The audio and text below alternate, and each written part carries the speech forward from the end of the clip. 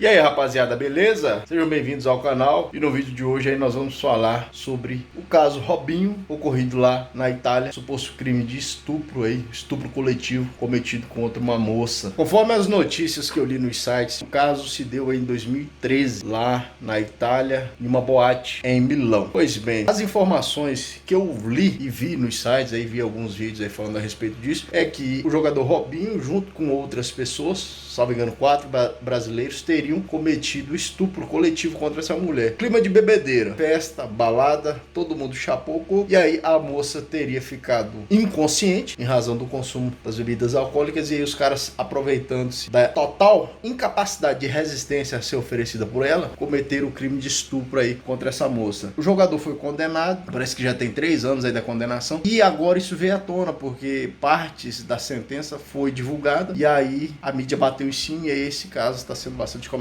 É um caso emblemático, né? É um caso emblemático e tem algumas reflexões dentro do assunto de estupro, violência contra a mulher, que eu acho que são importantes, e eu gostaria de ter liberdade de comentar com vocês aqui dentro da nossa playlist aí, Direito e a Mídia. Pessoal, primeiro, antes de qualquer coisa, o estupro é um dos crimes mais terríveis, se não o mais terrível que existe dentro do nosso ordenamento jurídico brasileiro. Robinho foi condenado lá na Itália, mas o estupro é um dos crimes mais terríveis e ele tem que ser combatido em todos os países. É um dos crimes, se não o mais terrível, que deixa mais sequelas na vida, principalmente da mulher que é submetida à violência sexual. Segundo, a violência sexual é uma realidade e acontece o tempo todo, muito frequentemente dentro do próprio lar. Os casos de violência sexual aí que são praticados por parentes, pais, tios, padrastos, avós contra as filhas, enteadas, sobrinhas, netas, são muito comuns, né? Até casos de irmãos estuprando irmãs. E aí a violência sexual infantil, começando com a criança, né? 5, 6, 7 anos, não tem idade para as bestialidades que são cometidas aí por alguns. Então, a repressão a essas infrações penais de estupro, de abuso sexual, de violência sexual infantil tem que ser severíssima, né? Com certeza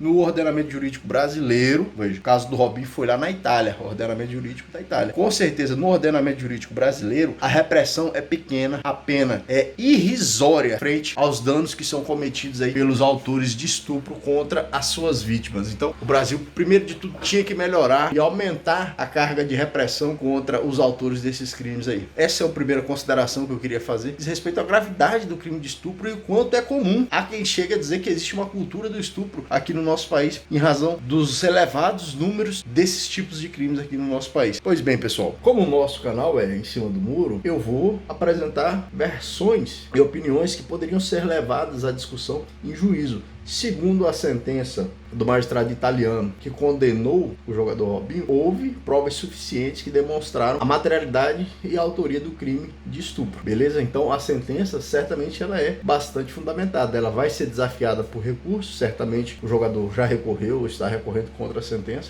Só que a sentença é fundamentada em provas que foram coletadas aí, inclusive interceptações telefônicas que foram realizadas, e aí o magistrado teve um rol amplo de elementos informativos, de provas para condenar o jogador e os outros envolvidos no estupro aí. O que pode ser levado em consideração dentro desse caso? Com base nas informações que nós temos aí através dos sites, através das redes de notícia. Supostamente, a moça havia bebido a ponto de ficar inconsciente. Se a moça ficou inconsciente, com certeza ela não teve condições nenhuma de esboçar consentimento para a prática sexual. Então não teve consentimento. Ela estava no estado de vulnerabilidade em razão da incapacidade temporária de manifestar consentimento ou não à prática sexual. Então qualquer camarada que praticou sexo com uma moça nessas condições, com absoluta certeza comete o crime de estupro. Se a moça estava inconsciente e o camarada que pratica o crime estava consciente, certamente praticou o crime de estupro. Certamente não temos dúvida quanto a isso. Se o camarada estava consciente e a moça inconsciente em razão do consumo de bebidas alcoólicas,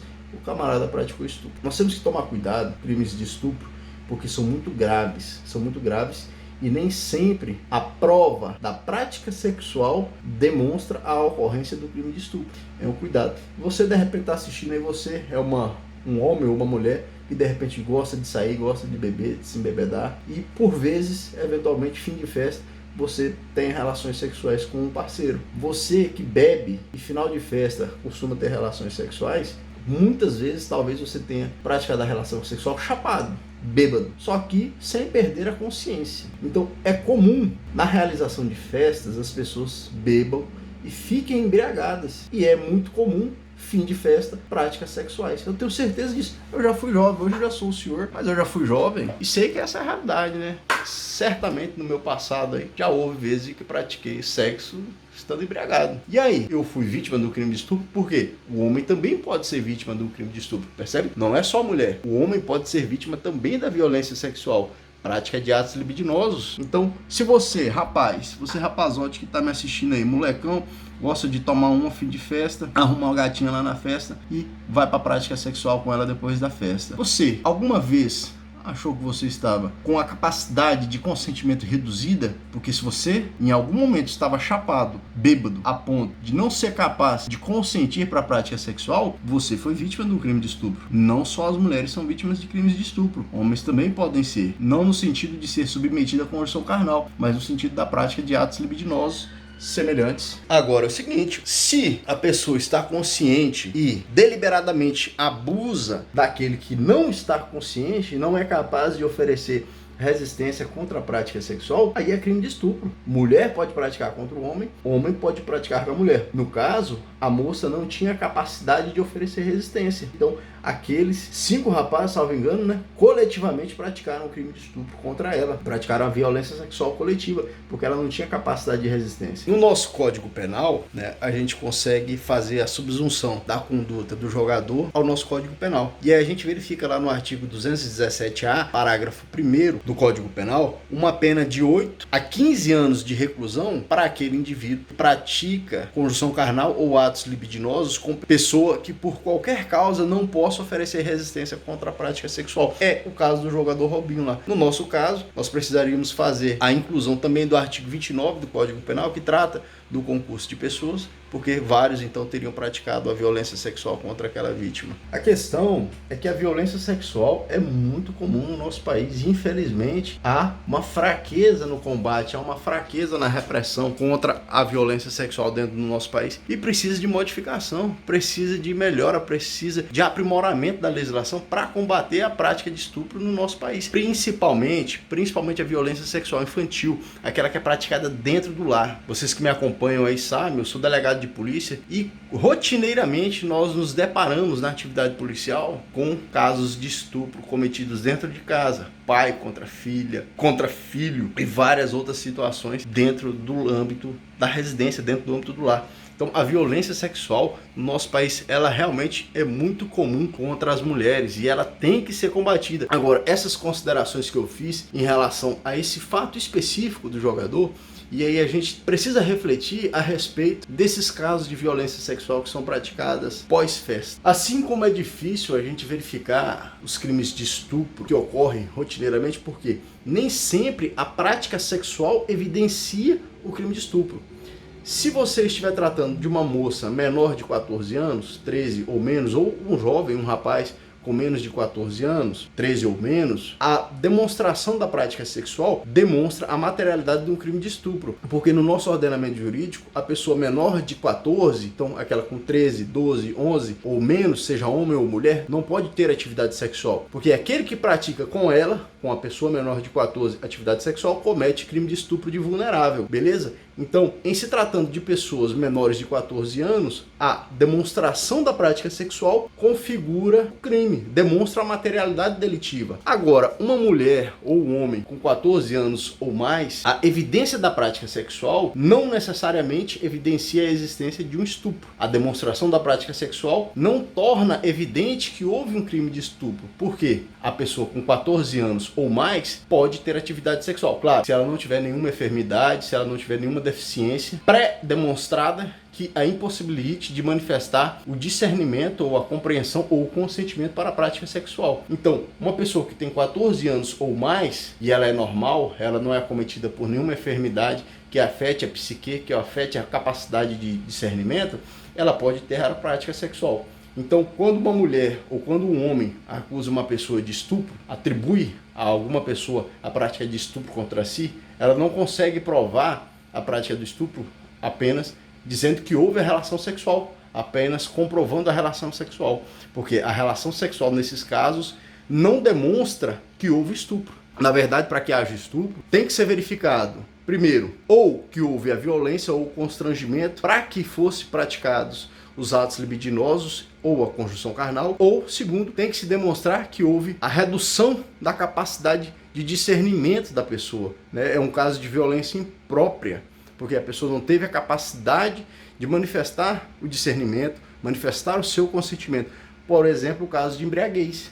A pessoa que está embriagada e não tem a capacidade de manifestar o seu consentimento quanto à prática da atividade sexual, ela é vítima de um crime de estupro. Ela pode ser vítima da conjunção carnal, pode ser vítima da prática de atos libidinosos. Então, meu amigo, minha amiga, você que gosta de estar informado, né, e você não gosta de cometer gafe, falar a respeito de assuntos que você talvez não conheça profundamente, perceba isso. Você não pode dizer que houve o crime de estupro, no caso do Robinho, apenas porque houve a demonstração da existência de prática sexual. E isso dentro do nosso ordenamento jurídico. Dentro do nosso ordenamento jurídico, você tem que demonstrar que houve também a incapacidade de oferecer o discernimento. Houve a redução da capacidade da vítima oferecer o discernimento. Ela não teve como consentir para a prática sexual. E aí se estaria se tratando de um crime de estupro de vulnerável, ou você demonstrar que houve a violência ou a grave ameaça para que fossem praticadas as atividades sexuais. E aí então você teria o crime de estupro. Pois bem, certamente a defesa do jogador Robinho vai arguir que, no caso, houve o consentimento. Segundo as notícias que eu li, o Robinho, em algumas entrevistas, teria dito que houve o consentimento para a prática sexual, e o que é normalmente utilizado como método de defesa, porque então, se houve o consentimento para a prática sexual, porque a violência sexual precisaria ser demonstrada através do exame de corpo de delito que evidenciasse a violência física para a prática sexual, a grave ameaça também teria que ser provada através da investigação, através do processo, através de depoimentos, e a redução da capacidade de discernimento também tem que ser provada, porque apenas demonstrar a prática sexual não necessariamente demonstra que ocorreu o crime de estupro. Veja, não estou defendendo de forma alguma o jogador.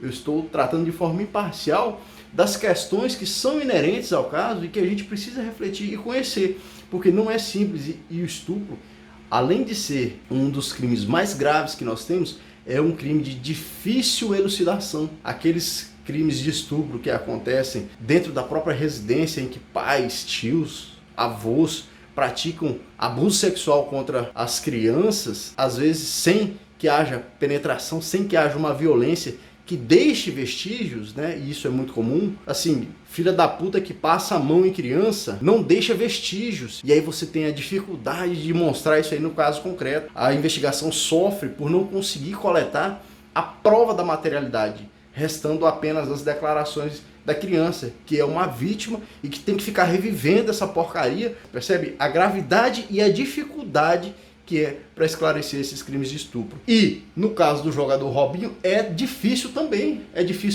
porque fim de festa, todo mundo bêbado, se quer responsabilizar até a vítima, no sentido de dizer que ela tinha discernimento, assim como acontece de mulheres e homens, fins de festa, bêbados, praticarem sexo, ambos com consentimento. Acontece, é comum.